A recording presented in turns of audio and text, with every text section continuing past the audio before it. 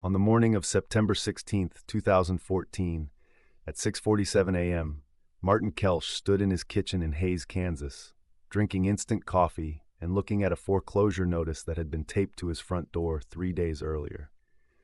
The notice gave him 90 days to settle $187,000 in defaulted operating loans, or the bank would take his 640 acres, his equipment, and everything his father had built over 40 years. Martin was 52 years old. His wife had left him in 2011. His son was working construction in Denver and had made it clear he wasn't coming back to farm. The 2014 wheat crop had been destroyed by hail in June. 480 acres of total loss, inadequate insurance coverage, no backup income. The math was simple and final. Martin didn't have $187,000. He didn't have $87,000. He had $11,400 in his checking account and 3 pieces of aging equipment in his shed: a 1996 Massey Ferguson 8160, a 2003 Massey Ferguson 8680 combine, and a 1989 grain truck that burned oil and needed brake work. The bank wanted an answer by December 15th. It was mid-September. Martin set the coffee cup down, folded the notice, and put it back in the drawer where he'd been keeping it, alongside the overdue utility bills and the medical invoices from his father's hospice care 2 years earlier. Then he heard the trucks. The sound came from the county road, low and sustained, the diesel rumble of heavy commercial rigs moving in convoy. Martin walked to the window and looked out across his gravel driveway toward the road. 19 semi-trucks were turning into his property, one after another, each pulling a flatbed trailer stacked with farm equipment. Tractors, all of them Massey Ferguson. Different models, different years, different conditions, but every one of them red. Martin walked outside. The lead truck stopped 50 feet from his shed. The driver climbed down, a man in his 50s wearing a logistics company jacket, and walked toward Martin carrying a clipboard. "Martin Kelsch?" the driver asked. "That's me," Martin said. The driver handed him the clipboard. "We've got a delivery for you. 100 units. Massey Ferguson tractors, various models, 1987 to 2012. All of them bought at auction over the past 6 months. Paid in full. Delivery instructions say to unload them here and leave you this." The driver handed Martin a sealed envelope. Martin looked at the clipboard, at the 19 trucks idling in his driveway, at the rows of tractors secured on the trailers, and said, "There's been a mistake." "No mistake," the driver said. "Your name's on the delivery order, your address. We've been driving since yesterday from Omaha, Sioux Falls, and Kansas City. This is the right place." Martin opened the envelope. Inside was a handwritten note on plain paper. No letterhead, no signature, just 4 sentences in black ink. "You pulled me out of a ditch in April 2008. I told you I'd remember. Sell what you need. Keep what you want." Martin stood holding the note while the trucks began unloading. The drivers worked methodically, lowering ramps, releasing chains, driving the tractors down onto his property in careful rows. Massey Ferguson 6180s, 8060s, 8220s, several 8680s, a pair of 8737s, even 3 older 3000 series models from the late 80s. Some of them looked nearly new. Some showed wear. All of them ran. The unloading took 4 hours. By 11 a.m., Martin's 640 acres held 100 Massey Ferguson tractors arranged in lines across the field nearest his shed, and 19 empty semi-trucks were pulling back onto the county road heading east. Martin walked through the rows slowly, reading hour meters, checking serial numbers, opening engine cowlings. These weren't junk machines. These were operational tractors, most of them with between 2,000 and 8,500 hours, pulled from estate sales and dealer trade-ins and regional auctions across the Midwest. The collective value, if Martin had to guess, was somewhere between $2.4 and $3.2 million. And he had no idea who sent them. If you've been farming long enough to understand that kindness given without expectation can return in forms you'd never predict, and that the equipment decisions we make connect us to people across years we'll never fully map, then you know this story isn't about 100 tractors. It's about what one man did on a Tuesday morning in April of 2008, when a stranger's Massey Ferguson went into a ditch during a spring storm, and Martin Kelsch made a choice that didn't feel important at the time. This channel exists to tell the stories that take years to finish, the ones where consequence doesn't arrive loudly, but arrives completely. If that matters to you, if you believe the machinery we run carries more than horsepower, consider subscribing. These stories take time to research, time to verify, and time to tell correctly. Your support helps us keep them accurate and grounded in what actually happened. Now back to Kansas, back to a field full of tractors and a man holding a note from someone he couldn't remember. April 22nd, 2008. Martin Kelsch had been driving his grain truck east on County Road 18 when the storm came in fast from the southwest, black clouds moving like a wall, wind bending the fence posts, rain hitting so hard the wipers couldn't keep up. He'd slowed to 30 miles an hour, hazards on, trying to make it the last 6 miles home before the road turned to mud. That's when he saw the tractor in the ditch. It was a brand new Massey Ferguson 8680, still showing dealership shine, nose down in the drainage culvert on the north side of the road, rear wheels half off the ground. A man stood beside it in the rain, no jacket, soaked through, trying to hook a chain to the front axle. Martin pulled over. He climbed down from the grain truck and walked through the mud to the ditch. The man looked up. He was maybe 40 years old, clean hands, not a farmer. "You need a pull," Martin said. It wasn't a question. "I need a pull," the man confirmed. "I came around that turn doing 45 and the back end just slid, went straight into the ditch. I don't have a phone signal out here." Martin looked at the Massey Ferguson. The machine was buried deep, front axle wedged against the culvert wall, but it didn't look damaged, just stuck. "I've got my tractor 2 miles back at the farm," Martin said. "I can get it and pull you out, but it'll take me 30 minutes. The man looked at the rain, at the empty road, at the tractor stuck in the ditch. "I'd appreciate that," he said. Martin drove home, hooked up his 1996 Massey Ferguson 8160, and drove it back through the storm. By the time he reached the ditch, the rain had softened to a drizzle, and the man was sitting on the rear tire of his 8680, looking exhausted. Martin backed his tractor into position, hooked the chain to the stranger's front axle, and pulled. The 8160 was 30 years older and half the horsepower of the stuck machine, but it had traction and weight, and Martin knew how to use both. He pulled slowly, steady pressure, no jerking. The 8680 came up out of the ditch in one smooth motion, mud sliding off the tires, frame intact. Martin unhooked the chain. The man climbed down from his tractor and walked over. "What do I owe you?" the man asked. "Nothing," Martin said. "You sure? I can pay for your time, your fuel. You don't owe me anything. Just be careful on these roads when they're wet." The man looked at Martin for a moment, then extended his hand. "My name's Eric Duval." Martin shook his hand. "Martin Kelsch." "I'm going to remember this," Eric said. Martin nodded, climbed back into his 8160, and drove home. He never saw Eric Duval again. Not at the co-op, not at the grain elevator, not at any auction or dealership in the area. The man had been passing through, got stuck, got pulled out, and disappeared. Martin forgot about it within a month. 6 years later, standing in a field of 100 Massey Ferguson tractors, Martin remembered.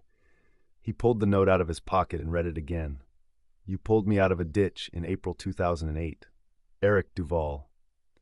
The man with the brand new 8680. The man with clean hands who wasn't a farmer. Martin walked back to his house and called the logistics company whose name was printed on the delivery receipt. The dispatcher confirmed the delivery, confirmed the tractors had been purchased at auctions across Nebraska, South Dakota, Iowa, and Missouri over the past 6 months, and confirmed that the buyer had paid $2.76 million in total acquisition and transport costs. The dispatcher would not provide the buyer's name. "Privacy policy," she said. "All I can tell you is the delivery was prepaid and the equipment is legally yours. The titles are being mailed to your address." Martin hung up. He sat at his kitchen table and did the math. If he sold 87 of the tractors at market average, assuming $28,000 to $35,000 per unit depending on model and condition, he could generate between $2.4 and $3 million in gross revenue. After auction fees, transport, and taxes, he'd net roughly $2 million. Enough to pay off the $187,000 bank debt, settle the remaining operating loans, cover 2 years of living expenses, and still have capital left to keep farming. The 13 tractors he kept would replace his aging equipment and give him a functional fleet for the first time in a decade. It wasn't charity. It was a transaction structured to look like a gift. Eric Duval, whoever he was now, had bought $2.76 million in used Massey Ferguson equipment, delivered it to Martin's failing farm, and created a liquidation opportunity that would save Martin from foreclosure without handing him cash directly. It was the kind of help that preserved dignity. That let a man save himself by working, by selling, by making decisions, instead of accepting a check that would have felt like pity. Martin sat with that understanding for a long time. Then he called an auctioneer in Salina. The auction was scheduled for October 18, 2014. Martin listed 87 Massey Ferguson tractors ranging from 1987 models with 9,000 hours to near-new 2012 units with under 3,000 hours. The catalog went out across Kansas, Nebraska, Oklahoma, and Missouri. Farmers, dealers, and equipment brokers from 6 states registered to bid. On auction day, 340 people showed up. The bidding was aggressive. The near-new machines brought premium prices. A 2011 Massey Ferguson 8737 with 2,400 hours sold for $112,000. A 2009 8680 brought $87,000. Even the older units moved well. A 1993 Massey Ferguson 6180 with 7,800 hours sold for $24,500. By the end of the day, all 87 tractors had sold. Total hammer price, $2,890,000. After auction fees, transport costs, and taxes, Martin netted $2,210,000. He paid off the bank on October 20th. The foreclosure was canceled. The loans were settled. Martin kept 13 tractors, 28160s, 38680s, 26180s, 18737, and 5 older utility models for light work and backup. He sold the 2003 combine he'd been running and bought a newer 2010 Massey Ferguson 9895 from the auction proceeds. By November, Martin's operation was debt-free and fully equipped for the first time since his father died. He didn't know where Eric Duval was. He didn't know how to thank him. He didn't even know if Eric Duval was the man's real name. But the tractors were real. The auction was real. The cleared debt was real. And Martin went back to farming. The 2015 season started cold. Martin planted 620 acres of wheat using one of the 8160s and the new 8737. The equipment ran flawlessly. No breakdowns, no delays, no emergency repairs that cost money he didn't have. He finished planting a week ahead of schedule. In June, the wheat came in strong. Yields averaged 48 bushels per acre, well above county average. Martin harvested with the 9895 combine, stored half the crop, and sold the rest at $5.80 a bushel. The revenue covered his operating costs for the year and left him with $47,000 in profit.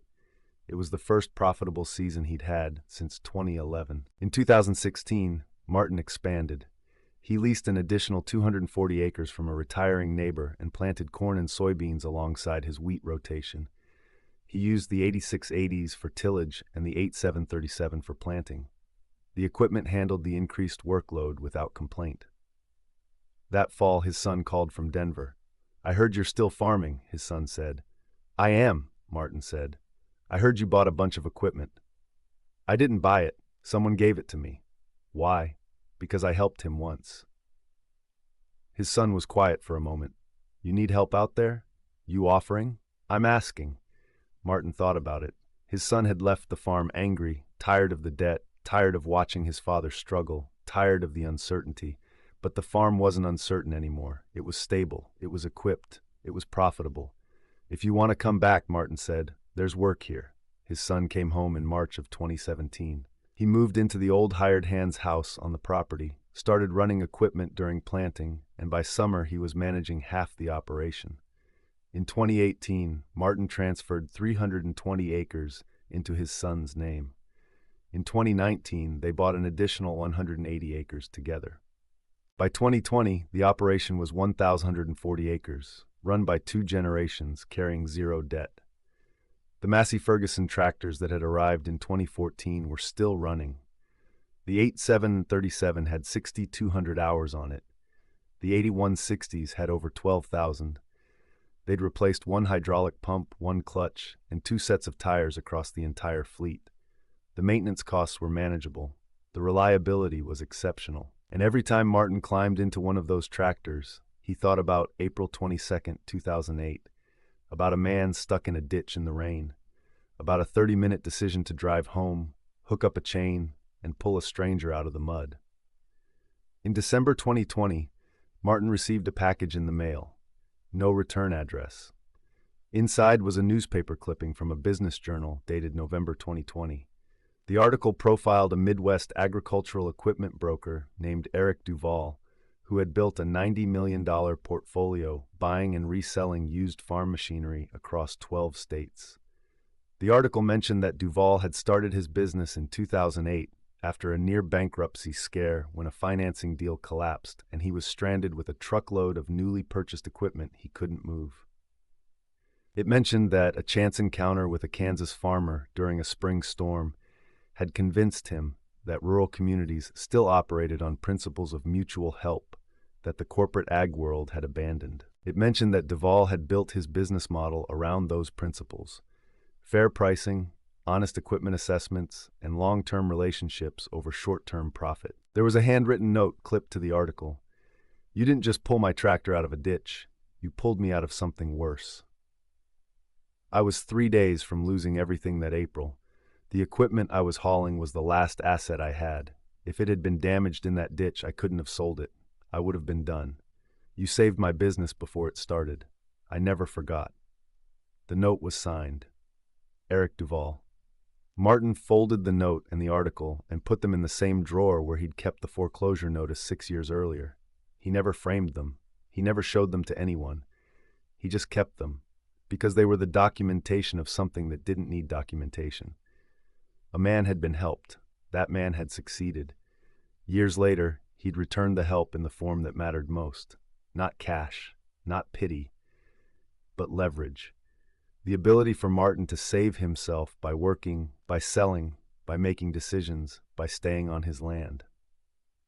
In 2022, Martin turned 60. His son was 34, married with 2 daughters who played in the equipment shed on weekends. The farm was running 1,140 acres debt-free with a full fleet of Massey Ferguson equipment. Martin still operated the 1996 8160 he'd used to pull Eric Duval out of the ditch. It had 14,700 hours on it now. The paint was faded, the seat was worn, but the engine still fired on the first turn, and Martin still used it for light tillage and auger work.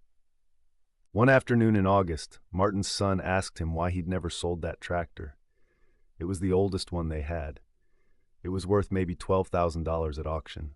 They had newer, more powerful machines sitting in the shed. "Because that's the one I used," Martin said. His son didn't understand. Used for what? To pull a man out of a ditch. His son looked at the tractor, at his father, and said, "The guy who sent the 100 tractors. That's him. And you're keeping this one because of that." "I'm keeping it because it's the reason we're still here." His son didn't ask again. In 2023, a farming magazine contacted Martin about running a feature story on his operation. They'd heard about the 2014 tractor delivery, about the auction, about the debt-free turnaround. They wanted to tell the story. Martin declined.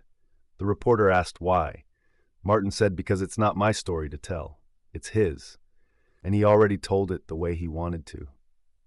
The reporter pressed. Martin hung up. The story never ran. Eric Duval never visited the farm. He never called. He never asked for recognition, for publicity, for credit. He'd done what he said he'd do in that handwritten note in 2014. He'd remembered, and he'd returned help in the same form it had been given to him, quietly, without ceremony, without expectation of anything in return. That's how debt gets repaid in rural communities, not through contracts or receipts or legal obligation, but through memory. Through the long accounting that doesn't close after one transaction, but runs across years, across seasons, across generations. In April of 2024, Martin Kelch stood in his equipment shed looking at the 1996 Massey Ferguson 8160. It was 40 years old now, the oldest tractor on the operation, still running, still working. His granddaughters climbed on the rear tires, playing, laughing, the way his son had done 30 years earlier. Martin thought about the man in the ditch, about the rain, the mud, the chain, the pull, about the choice to stop, to help, to refuse payment. He thought about the 19 trucks that had arrived 6 years later carrying 100 tractors and a note that said, "I told you I'd remember." And Martin understood, not for the first time, but with the clarity that only distance and consequence can provide, that the most important decisions a person makes are almost never the ones that feel important at the time. They're the small ones, the unremarkable ones. The 30-minute choices to hook up a chain and pull a stranger out of the mud on a Tuesday morning in April when the rain is coming down and no one's watching, and there's no reason to stop except that someone needs help and you have the equipment to provide it. That's the decision that saved Martin Kelch's farm. Not the auction, not the tractors, not the $276 million in delivered equipment, but the choice, 16 years earlier, to be the kind of man who stops. The Massey Ferguson 8160 is still running. Martin's son will inherit it someday. And when he does, he'll know exactly why his father never sold it. Because some tractors are worth more than their auction value.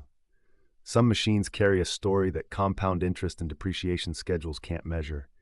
And some debts, the ones that matter most, get repaid in forms you'd never predict and couldn't refuse, even if you tried. Martin climbed into the 8160, started the engine, and drove it out to the field. The same field where, 10 years earlier, 100 Massey Ferguson tractors had sat in rows waiting to save a man who'd saved a stranger without knowing the stranger would remember. The engine ran smooth, the hydraulics responded, the tractor pulled, and Martin Kelch, debt-free, still farming, still here, did the only thing that made sense. He went back to work.